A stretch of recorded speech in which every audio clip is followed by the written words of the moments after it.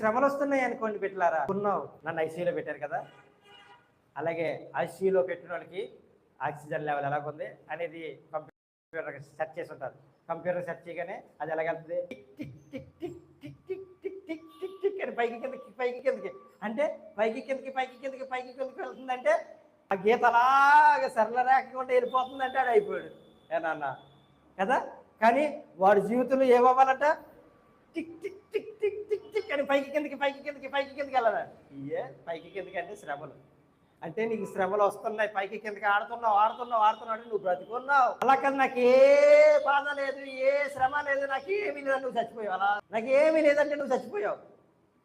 అమ్మ నీకు ఎక్కువ శ్రమలు వస్తున్నాయంటే నువ్వు చాలా చాలా చాలా చాలా చాలా చాలా దేవునిలో బ్రతుకుచున్నావు. శ్రమలు రాకుండా నాకు సాదాగా ఉన్న జీవితం అంటే నువ్వు చచ్చిపోయావు. శ్రమలు వస్తున్నాయంటే క్రీస్తులు నువ్వు బ్రతికున్నావు.